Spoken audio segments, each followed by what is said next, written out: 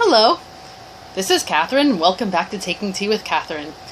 This is peppermint tea. Just peppermint tea. That is all it is. Peppermint tea. Yeah, I can't say anything more about it. I'm drinking it today because I have a bit of a headache, and peppermint tea tends to help my headache. It's not one of those crushing headaches, but anyway, it's refreshing though. Even in hot weather, there's something cooling about peppermint. I like it. One of the things that is quite crushing is the amount of books I have in my lap. I have quite a haul to share, but I'm not going to share all of my haul today because I want to talk about the books a little bit. So I want to spend a little bit of time on them, not too much time, but so I may stagger it a little bit, have another haul soon, coming soon. Yes, something to look forward to. So anyway, let's dive into some of these books. Some of them these are all books that I own now. I've done library book hauls before, and I still have books that I've recently taken out of the library, but we're not talking about that today.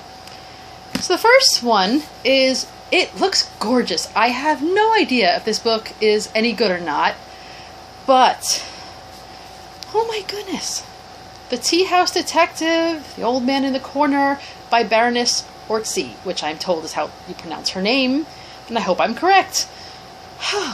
I've known of this writer for quite some time, and probably a lot of you have as well, whether you know the name or not, because if you've ever heard of The Scarlet Pimpernel, then you've heard of her, because she's the one who wrote The Scarlet Pimpernel. I have never actually read The Scarlet Pimpernel, even though I've had a book at home. I don't think I bought it, probably someone in my family bought it, and it's based on one of the adaptations, not based on, the book cover is from the adaptation, and I'm not usually crazy about that, to be honest. like, you know, I love Pride and Prejudice, and I love the Colin Firth version, but I honestly am glad that I don't have a book with a picture of them in the front. I just, meh. But anyway, that's not the reason I didn't read it. I just haven't gotten to it yet, and I don't know, I know the story already, but I can always read it someday. I've seen the musical. I mean, I know how it works out. I'm impressed by her, you know, starting a kind of trend that, I'm not sure if anyone wrote like her before, but before Zorro even, and before Batman, she wrote about someone who was in disguise and saving the day, as it were, and who had an alter ego who acted completely different. And I don't know, that's kind of intriguing that it was written in the early part of the 20th century, and but she's not perhaps the first pioneering writer when it comes to detective novels, because obviously Sherlock Holmes, etc. But I don't care, because I'm seeing a book that says The Teahouse Detective, and I'm sold. It says, it's a whole quote, but it talked with the ABC tea shop on Norfolk Street. I don't know, it sounds cool. It was kind of a impulse buy, you know, so much for grammar, Catherine. I went to a shop in the Upper East Side of Manhattan called the Corner Bookstore. It's on, look, there's a bookmark that came with it, with a lion. Right, so there you see the address, etc. I love it when they give you bookmarks. I collect bookmarks, like most book nerds do. And it is just that. It's a beautiful corner bookstore. I prefer saying bookshop. I don't know why, but in America they call it bookstore, so we have to go with that. And I stopped in there one day. It's hard to get there often with my schedule because they seem to close earlier than by the time I get there. But for me, it's one of those places I like to pop in, look around, have a browse, whether I buy anything or not. But if I do, wow, I have a book to read when I can just turn left and go into Central Park, which is, if you haven't been to Central Park, a lovely place to take your book and read in good weather. So I had walked in there really just thinking to browse, because I was like, oh, I have a lot of books, I don't need any more. But I saw this book and I was like, oh, it's got this gorgeous purpley, my second favorite color is purple, so that always, and it's like that brownish purple, it makes me think of autumn. Oh, anyway, so maybe I got this completely for judging a book by its cover and by the title, so hopefully I'm not disappointed, but even if I am, it's still gorgeous. Anyway, I have to read this soon, so I have something to say about it. So, here's another bookstore, But this one I got in Astoria, which is the Astoria bookshop. Do they call it bookshop or bookstore? I feel like they call it bookshop. I hope they do, but it doesn't matter because Astoria, I'm going to call it bookshop, it's been around for about, I think, 6 years. I live in Astoria, Queens, New York, and it's an independent bookstore, and it is beautiful, well situated. I love it. I really recommend if you're in the neighborhood, or even if you're in the Queens area, please go. They have a lot of different books, a lot of different subjects, but they do have a good deal of stuff about New York, and I am, despite living in New York, quite fond of reading about New York. And as you may or may not realize, I love cats. So, this book, right? The Cat Men of Gotham. I mean, come on. So, let me see. It says, I'm reading with it in my face. The 19th century was a rough time to be a stray cat in New York City. The city's human residents dealt with feline overpopulation by gassing unwanted cats and tossing them in rivers. But a few lucky strays were found by a diverse array of men, including firemen, cops, athletes, and politicians, who rescued them from the streets and welcomed them into their homes and hearts. I mean, oh man, that's everything. I mean, I'm gonna cry, but I'm not gonna cry now. Anyway, I can't wait to read this book. They actually had a promotion. I think the writer might have been there. Right after I bought this book, where they were adopting cats, I think at the shop. But I did not go near the shop because I already have 2 cats that hate each other, and I had better resist for now. But that book is so promising to me. I really hope also that it's a good book, and nerd as I am, I love it when they call New York Gotham, because then again, I feel like I'm in Batman land without the Joker. But then again, there's plenty of Jokers around. Anyway, moving on. So here's another book I bought new at Barnes & Noble with a discount. I love a discount. But I've seen this book on BookTube from 1 or 2 people, and they thought it was good. It might be YA, but I could be wrong. I don't usually go toward that, or it might just be quote-unquote chick lit. I don't know. Oh, there's a cat picture in here. You guys haven't even seen the book yet, but okay. Yes, but it talks about books. Books about books. Again, I like reading about cats. I like reading about tea. I like reading about Britain. There's a lot of subjects in New York, but I love reading about bookish people. So, the bookish the bookish life of Nina Hill. And the only child of a single mother, Nina has her life just as she wants it. A job in a bookstore, yes. A kick-butt trivia team, ooh. And a cat named Phil.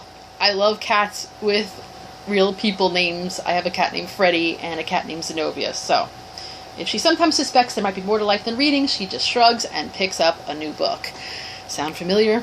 When the father Nina never knew existed suddenly dies, leaving behind innumerable sisters, brothers, nieces, and nephews, Nina is horrified. They all live close by. They are all, or mostly all, excited to meet her. She will have to speak to strangers. Oh, the horror. And, as if that was not enough, Tom, her trivia nemesis, has turned out to be cute, funny, and deeply interested in getting to know her.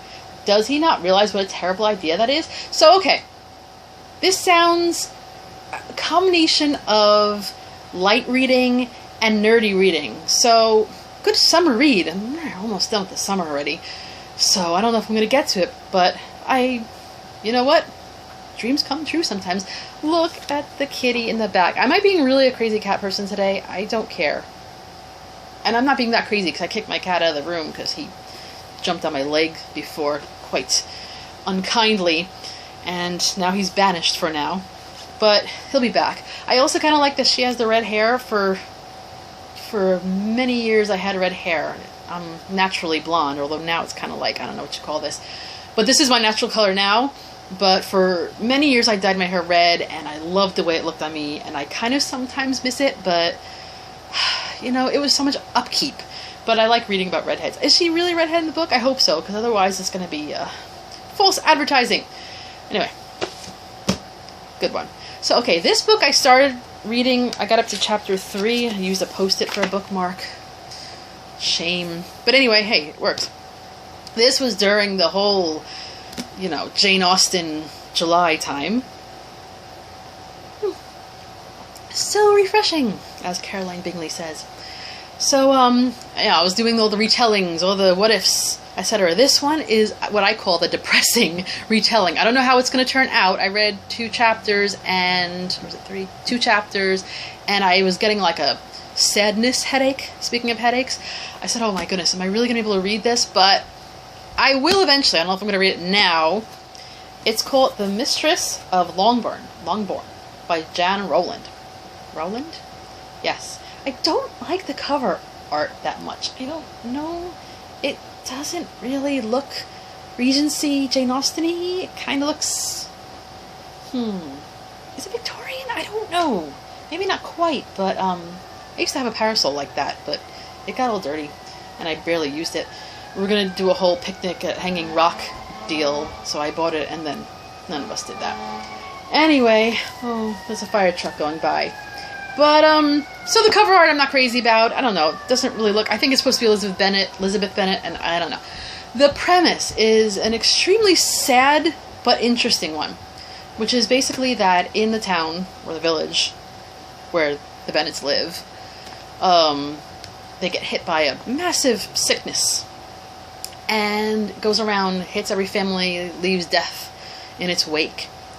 And it wipes out almost the entire Bennet family. Right before all the... or a little before the events of Pride and Prejudice. So the only people left of the Bennet family, of the Longbourn Bennet family, and I think even the servants die, is Elizabeth Bennet, which makes sense, because... Anyway. And Kitty. Like, that's it. And it's kind of hard to imagine. How would that be? The other thing that they changed, which I guess they had to for the story, was the entail deal.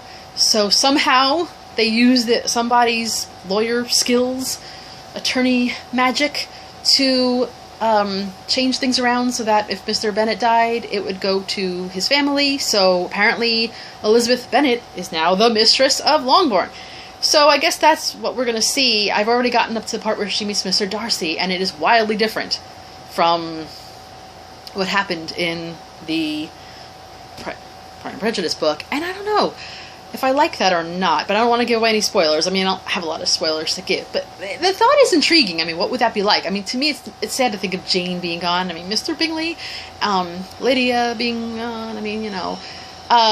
Mary even, like, couldn't they spare Mary? But I'm interested in seeing how Kitty turns out, because a lot of how she acted was because of her influences, so we'll see. Anyway, I don't know when I'm going to read this. I'm not dying to dive into that one, but one day I might just do it. Okay, now those are the books that I'm showing you today that I've bought in some way or another. I have others, but I'm going to do that another day. The next 4 books I'm showing you are books that I did not pay for, which is always fun. The first 3 I received from a giveaway from a fellow booktuber, and that is the lovely Books Like Whoa, whose channel is absolutely amazing. I love the variety of books that she's into. Even though I'm not into all the same books that she's into, I love quite a few, like, for instance, Agatha Christie. Whew, you know. That was what really drew me into it. So, and she reached a milestone, I think, both on YouTube and on Instagram. So on Instagram, she did a giveaway, and I follow her on Instagram, and I won. I won the giveaway. Yay! I'm a winner. This year, I already won a gift card at some point from Amazon, from a survey I took, and you know, it's the little things really, but you know, I mean, I'm not gonna be able to retire on these winnings, but you know what? I enjoy it.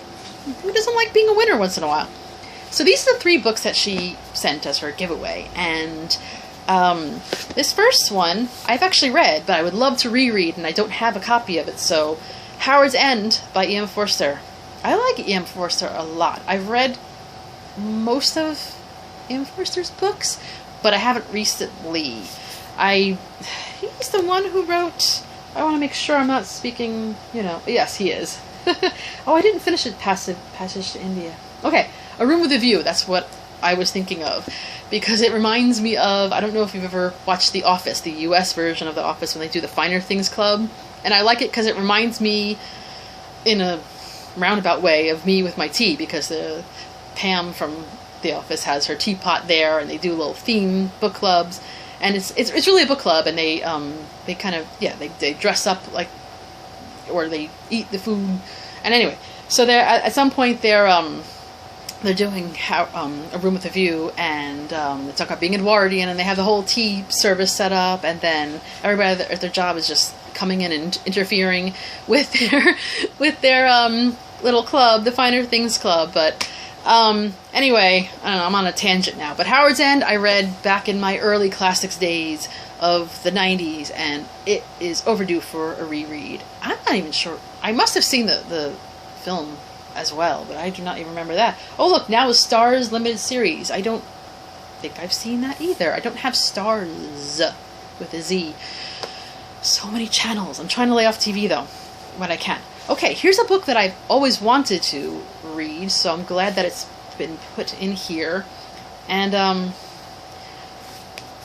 Never Let Me Go by Kazuo Ishiguro. If I'm saying that right, wow. But if I'm not, I'm sorry. I have not read this, but I've heard so many people talk about it, and I have read The Remains of the Day, which, when I'd heard, it always kind of reminded me of Howard's End, I think because of the same actors or whatever, so it kind of, same wavelength in my head anyway, I don't know. But this is written a bit more recently. So, winner of the Nobel Prize in Literature. How many Nobel Prize winners have I read? I don't know. Anyway, so good one. Thank you very much, Mara from Books Like Whoa. And here's a writer who I know I've read at least one or two books from, but it's been a while. Shelter in Place. So Nora Roberts. I know I read something from Nora Roberts. I'm pretty sure it was some Irish book, like that takes place in Ireland. And it was ages ago, and I know I enjoyed it, but she's written so many books, and so sometimes I see her things in the library and bookshops. Look at the list of all their books. Is it all written by her? Help! I can't. What? Too many books. She's like, yeah, I wrote them all. That's right. Anyway, so this looks like it would be. I don't know really what it's about, but it has a picture of a lighthouse, which I like. And it would actually go very well to me as a beach read, so who knows? But it kind of looks dark, also, like nighttime-ish, so I don't know. I know nothing about it, so I am prepared to be pleasantly surprised. Thanks again. And this, the last book I'm going to show you today, is a book by a writer who I really like. I don't always agree with her, but I love her books. So Alison Weir, and of Cleve with a K. See, I always pictured it with a C or Cleves, but you know, it's like Catherine. Sometimes you see it with a K, sometimes you see it with a C, and it's confusing. But the Princess in the Portrait. So it's a novel about, I'm going to say, Anne of Cleves, one of the Annes that Henry VIII married, but then I think she's one of the ones who got off easily because of, not losing her head. I'm a little tired of Tudor books, to be honest, but I also think that I don't know, why not? I read at least some of these. This is a series of books that she's written, The Six Tudor Queens. I'm pretty sure, and I want to make sure I'm right, because I'm doing a lot of reading on camera right now. Jane Seymour, The Haunted Queen. I'm pretty sure I read that. And, The Lady Elizabeth, I think I read. I'm not sure. Miss the Traitor? I'm talking to myself now. What I really got into with this writer is her nonfiction books. When I became a bit obsessed with English history, the kings and queens, I read her book on Eleanor of Aquitaine, which is one of my favorite of the queens, and of Elizabeth I, and they're all very good. She also read a book about the Princes in the Tower, which I didn't quite agree with everything she wrote, but I think I'm going to, just forgive her, because, you know, as soon as you like to agree to disagree, and her arguments were actually very good. So, I don't, sometimes she's written books on subjects that don't have a lot of source material, so she does a bit of speculation, and I'm like, okay, probably. But they're still well written, and so are her novels. They're, you know, they always have something that's probably didn't happen, for instance. I mean, I think, if I'm correct, I think she's the one who wrote the one where Jane Seymour suddenly has like a vision of Queen Elizabeth becoming queen or something. And it's a little like, okay, you know, alright. But I'm still looking forward to it. I got it as an ARC, an advanced reader copy, so I better get cracking, because I've already seen this in the bookstore. So, yeah, but am I going to? But look how pretty it looks. She's holding a book. Anyway, The Princess in the Portrait, I'm pretty sure the reason why it's called that is because Anne of Cleves was a prospective queen for Henry VIII, but he commissioned an artist, Hans Holbein, I'm pretty sure. Was it the younger? The older? I don't know. He went out and drew her portrait, and he was taken, Henry VIII, by this portrait. He said, "Oh, this is fantastic. Send her over." And she was sent over duly, and he met her and was not impressed. So, yeah, you know, it's like those pictures. Not that I know anything about dating sites, but you know, you have that beautiful picture, and sometimes things are not all as they appear. Or either that, or he was just, I don't know, maybe just the circumstances. I mean, he was no prize at this point, anyway. But anyway, so. Now you see why I've only selected a few books, because I've talked and talked. So now I still have a headache, but I think I'll be okay. So, if you've read any of these books, let me know what you think of them. If you haven't, but you're interested, also, your opinion. And if you've read similar books, if you like what you see, please subscribe.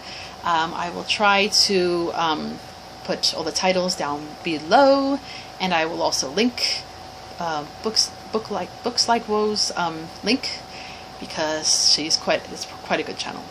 And that's all for today.